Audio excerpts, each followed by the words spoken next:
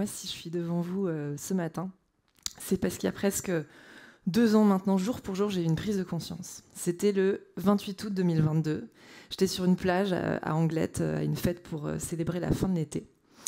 Et à un moment donné, je me suis éloignée pour aller voir le coucher du soleil, réfléchir aux 2 années qui venaient de s'écouler, à ma rentrée, à mes envies. Et en fait, 2 ans plus tôt, en 2020, en plein Covid, j'avais revendu ma boîte, Switch Collective, à la Maïf. Et je m'apprêtais à la quitter après 2 ans de transition. Et par la même occasion, j'avais très envie de quitter Paris et de venir habiter sur la côte basque. Bref, je suis retournée au cœur de la fête et je regardais tous ces gens autour de moi en me disant que ce seraient peut-être mes futurs voisins. Et là, j'ai été comme saisie. D'un coup, je me suis dit, mais en fait, tous ces gens-là autour de moi, ils se ressemblent. Et moi, je leur ressemble. Et j'ai commencé à penser à ma semaine de rentrée et à me dire que tous les gens à qui j'allais adresser la parole, au travail, au sport, mes amis, etc., qu'ils étaient tous un peu comme moi. Et que moi aussi, j'étais un peu comme eux. C'est comme ça que j'ai réalisé que je vivais dans une bulle, alors même que je me disais ouverte. Alors je me suis demandé, mais est-ce que c'est juste moi ? Ou est-ce que c'est quelque chose qui me dépasse, qui concerne d'autres que moi, peut-être même qui nous concerne tous ? J'ai commencé à lire, à me documenter, je suis allée voir ce que disaient les sociologues, les anthropologues, les historiens, les statisticiens, etc. Et je suis tombée sur ce chiffre qui m'a glacé le sang. 56% des Français pensent que les différences entre eux sont trop importantes pour continuer à avancer ensemble. 56%, c'est juste énorme. Mais il y a pire que ce chiffre, c'est sa dynamique. Plus 43% en 3 ans. À tous les étages de la société, on traverse ce que j'appelle une crise égologique, c'est-à-dire une crise du lien entre moi et les autres, par extension entre nous, ceux qui sont comme moi, et les autres, ceux qui ne sont pas comme moi. Et cette crise égologique, elle touche nos liens intimes. Je suis sûre que vous avez déjà entendu parler d'épidémie de solitude, récession de la sexualité, de l'amitié. Mais elle touche aussi nos liens sociaux. Défiance de l'autre. En France, il y a quand même 2 tiers des Français qui disent qu'on ne se méfie jamais assez d'autrui. Ou encore polarisation politique. Je crois que là, les résultats aux dernières législatives parlent d'eux-mêmes. Pardon. Que ces résultats donc, parlent d'eux-mêmes. Moi, si je suis devant vous, du coup, ce matin, c'est parce que je pense que j'ai vraiment envie de faire de ce combat contre la crise écologique quelque chose de fondamental et de vraiment important. Pourquoi ? Parce que... je suis désolée, j'ai un petit bug. Je disais, je suis rouillée, ça fait longtemps que j'ai pas... Pourquoi ? Parce qu'on est à ce moment de l'histoire de l'humanité où nos destins n'ont jamais été autant liés. Alors c'était peut-être comme ça aussi avant, on vivait peut-être tous dans des bulles, mais on n'était pas tous autant dépendants les uns des autres à une échelle aussi large. Et je crois que du coup là on n'a pas d'autre choix que d'attaquer cette crise écologique et de se demander comment refaire le monde, pas là entre gens qui se ressemblent et qui pensent à peu près pareil, mais entre gens qui ne partagent pas potentiellement les mêmes valeurs, qui ne partagent pas les mêmes intérêts, qui ne partagent pas les mêmes visions du monde.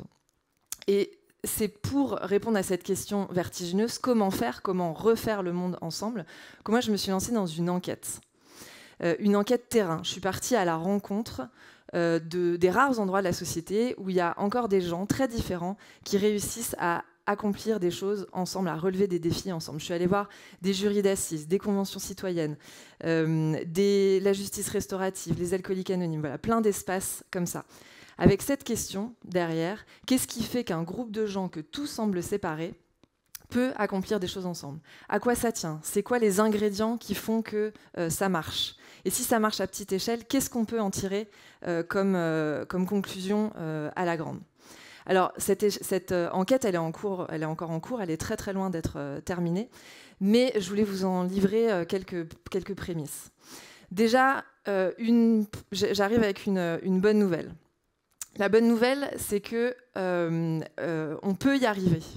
Ça ne marche pas, c'est pas grave. La bonne nouvelle, c'est qu'on peut y arriver. On peut on peut accomplir des choses ensemble, même en étant très, très différents. Et non seulement on peut y arriver, mais ce qui est frappant dans tous les groupes que j'ai observés, c'est qu'on peut y arriver avec un niveau d'engagement exceptionnel et avec un niveau de qualité du résultat et du chemin pour y arriver, lui aussi très élevé. Ensuite, j'ai un apprentissage. C'est que pour y arriver, ça ne dépend pas tellement des individualités, des gens, de leur parcours, de leur QI, de leur personnalité. Ça dépend surtout du contexte dans lequel on est, mais des conditions qu'on crée. Et en fait, moi, de ces différents groupes, j'ai retrouvé 10 conditions à chaque fois que je voulais vous exposer là très rapidement. Première condition, le contact. Il faut du contact. Il faut se rencontrer pour de vrai, pouvoir se regarder dans les yeux, s'écouter, se sentir, bouger ensemble. Et alors, les autres, eux, là, arrêtent d'être une abstraction. Deuxième condition, il faut une égalité de considération. C'est-à-dire qu'il faut créer un contexte dans lequel chaque voix a la même valeur, a la même légitimité. Par exemple, dans un jury d'assises, la voix du président de la cour d'assises compte autant que celle de les autres, même si il a un rôle prépondérant par ailleurs. Troisième condition, il faut un contexte qui favorise l'indépendance. C'est-à-dire qui favorise l'expression indépendante et originale de toutes les individualités, sans conformisme à un groupe ou à une posture. Troisième condition, évidemment, il faut un objectif commun. Il faut faire quelque chose ensemble. Ça paraît tout bête de le dire, hein, mais il n'y a pas de vivre ensemble sans faire ensemble. Et cinquième condition, pour faire quelque chose ensemble, il faut un point commun. Il faut toujours commencer par déceler et valoriser ce qui rassemble avant d'aller vers ce qui divise. Parfois, c'est dur à trouver, mais en réalité, il y a toujours quelque chose qui rassemble. Pour autant, sixième condition, il ne faut jamais éluder les désaccords, les divergences, les dissonances. Jamais. Septième condition, surtout dans des groupes hétérogènes comme ça, il faut du temps. Ça prend du temps. Et plus encore que le temps, il faut de la disponibilité. C'est intéressant de voir que dans tous les groupes que j'ai observés, le téléphone était interdit, voire il était en tout cas laissé de côté. Huitième condition, il faut un cadre très clair et des règles, elles aussi très claires, des règles du jeu très claires, artificielles, qui ne sont pas celles qui ont cours spontanément dans nos vies quotidiennes et qui vont prendre soin autant du résultat que du chemin pour y arriver. Qui dit cadre dit neuvième condition, un garant de ce cadre. Ça peut être soit un tiers de confiance ou un leader, mais un leader en posture basse, qui va avoir le pouvoir de plutôt qu'un pouvoir sur. Et dixième condition que j'ai observée, il faut une petite touche, une petite part de sacré. C'est-à-dire que chacun se sente, ait l'impression de contribuer à quelque chose de plus grand que lui. Il faut du hors du commun pour créer du commun. Voilà, ça en gros, c'est les 10 conditions que j'ai observées donc, dans tous ces groupes. Alors à ce stade, c'est incomplet, imparfait, c'est à challenger. Mais mon intuition, c'est que si ces 10 conditions sont réunies, et peut-être d'autres, n'importe quel groupe d'êtres humains, aussi différent soit-il, peut relever des petits et des grands défis ensemble. La question, évidemment, c'est qu'est-ce qu'on peut en tirer comme conclusion à l'échelle de la société? Qu'est-ce que ça peut nous donner comme idée? Voilà, en tout cas, il y a plein de questions. Mais ces questions, si vous avez envie de les creuser avec moi et si vous avez envie de connaître la suite de cette enquête, sachez que je raconte ça dans une newsletter qui s'appelle Ensemble, Ensemble avec un S à la fin, entre parenthèses, et dont j'espère aussi faire un film et un livre.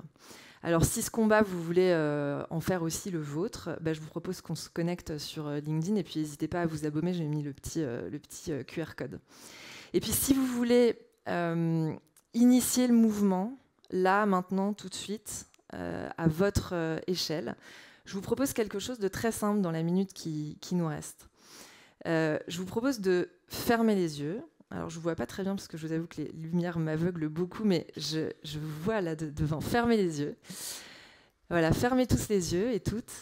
Et je vous propose de vous poser ces 3 questions très simples, sans jugement. La première question, c'est à quel point est-ce que vous fréquentez des gens qui appartiennent pas à votre monde, à votre égosphère, qui n'ont pas les mêmes... le même mode de vie, qui ne viennent pas du même milieu social, qui n'ont pas le même niveau de diplôme. Posez-vous déjà cette première question, toujours en fermant les yeux. Deuxième question qui en découle un peu, mais à quel point est-ce que vous êtes exposé à des contenus, des gens ou des contenus qui expriment des opinions divergentes aux vôtres, différentes, que ce soit sur les médias que vous lisez, les réseaux sociaux que vous suivez. Et enfin, troisième question, est-ce qu'il vous arrive souvent de parler à des inconnus? Un peu, beaucoup, pas du tout. Posez-vous ces 3 questions. Et maintenant, continuez à fermer les yeux. Je vais vous poser un petit défi pour les jours à venir. Ça va être d'aller parler à 3 personnes. 3 personnes, ça peut être des inconnus ou ça peut être des gens que vous croisez une fois de temps en temps, mais à qui vous parlez peu ou pas. Dans la rue, dans le bus, dans le taxi, dans le train, dans une salle d'attente, peu importe. Mais allez leur parler, posez-leur des questions, soyez curieux. Vous verrez, c'est pas facile de sortir de sa bulle. C'est pas facile, c'est pas évident, et on anticipe en général que ça va être désagréable. Mais en fait, ça fait un bien fou. Ça fait un bien fou de retrouver le goût des autres. Merci beaucoup.